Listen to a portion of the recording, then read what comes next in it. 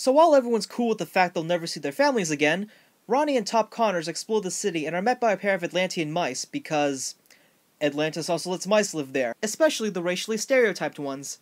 Of course they trust these two strangers because apparently they're part of a mouse revolution who are trying to escape Atlantis.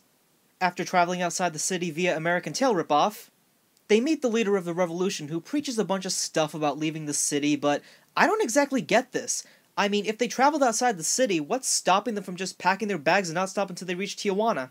Well, I guess they want to steal the elixir for themselves to conquer the world or some crap. They're also allied with Razorteeth, who plans to destroy the city. Now, I know what we're all thinking at this point. What the hell does any of this have to do with the Titanic? Well, I'll tell you. Absolutely nothing.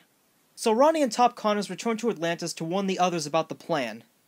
Maybe this is a joke. No, I don't think so. Well, it could be. Especially to scare the new arrivals.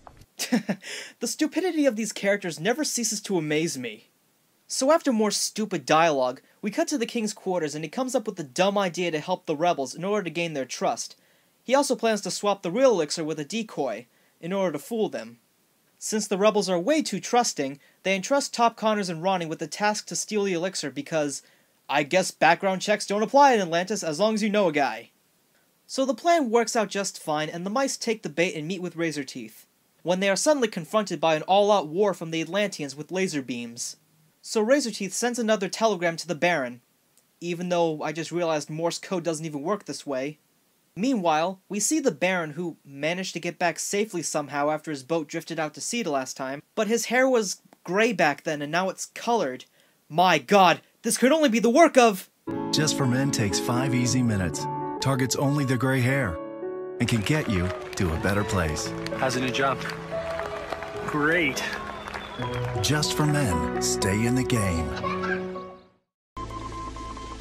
What are you rambling on about? Mermen, mermaids, rats from Atlantis? What are you writing about, Jeffrey? Have you been drinking by any chance? Talking sharks and magical moonbeams I can believe, but Atlantis?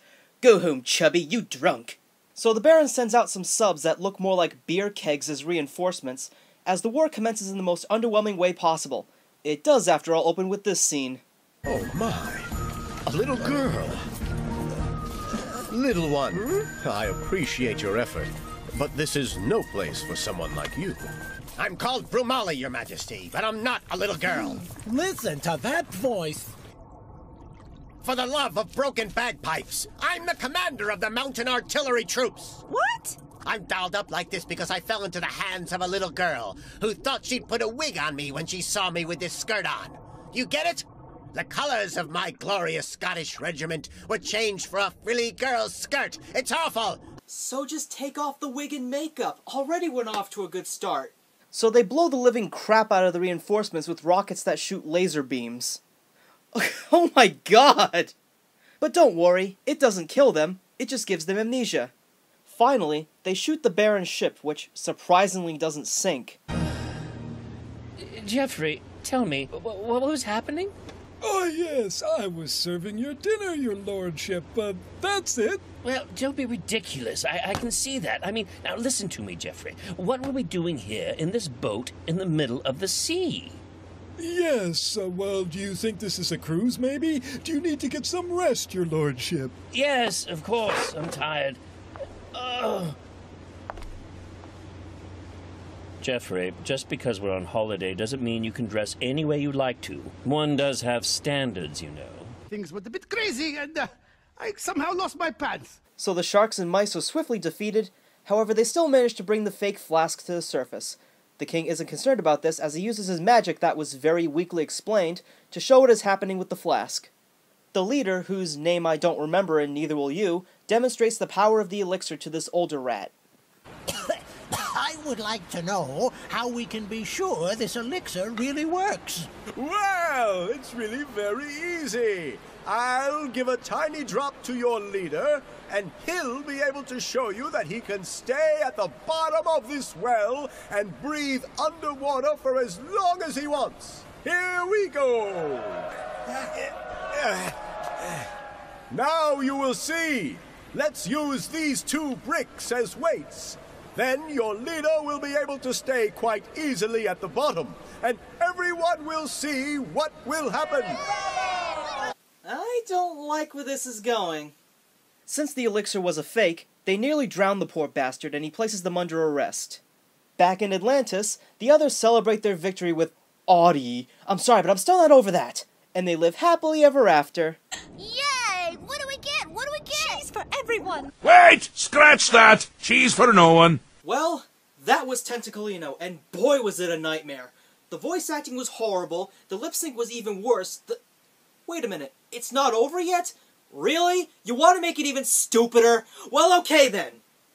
How about they rebuild the Titanic? Yeah, no kidding. They rebuild it with Atlantean technology while Pingo steers the ship with a talking screwdriver named Screwy, while it's being carried on the back of Mr. Ray's transgender father-in-law.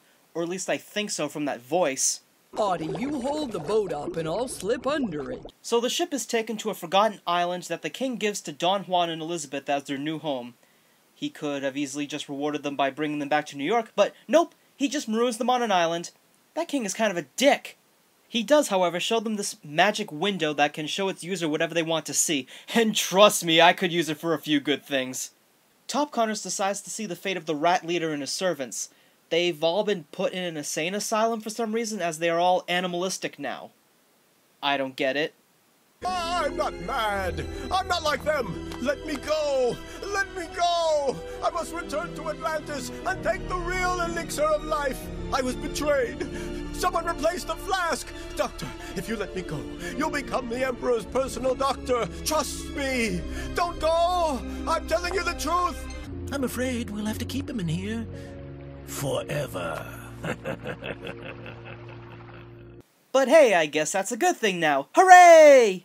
So they end the day by dancing. Elizabeth and Don Juan share one final kiss. And then the credits start rolling in Italian. And it's at this point where the universe should have just imploded, because the first film was told as a flashback from Top Connors, who told the story to his grandkids. But how did he return to New York to raise a family? I guess we'll never know. Well, that was Tentacolino, and it's finally over for real this time. I think I actually got stupider while watching this. It is seriously one of the most boring films I ever sat through. Bad animation, bad dialogue, bad writing, more plot holes than I can count, and made for no other reason than to be offensive to the hundreds of people who died on Titanic, and the dozens of poor souls who watched this crap. My advice? It's a film that should have drowned at birth. I know that was really dark, but still, nobody should have the punishment of watching this. This is the M Crew Dude signing off, wishing you all a very pleasant day. So if we all come together, we know what to do. We all come together just to sing we love you. And if we all come together, we know what to do. We all come together just for you. Racing all around the 7 seas, chasing all the girls and making robberies, causing panic everywhere they go. Party, party on Titanic. Sailing, jumping off the railing, drinking till the ship is...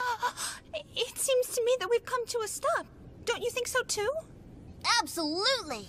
There is something definitely wrong here, and we're in trouble. Trust me, it's really big. Oh boy, we're gonna die!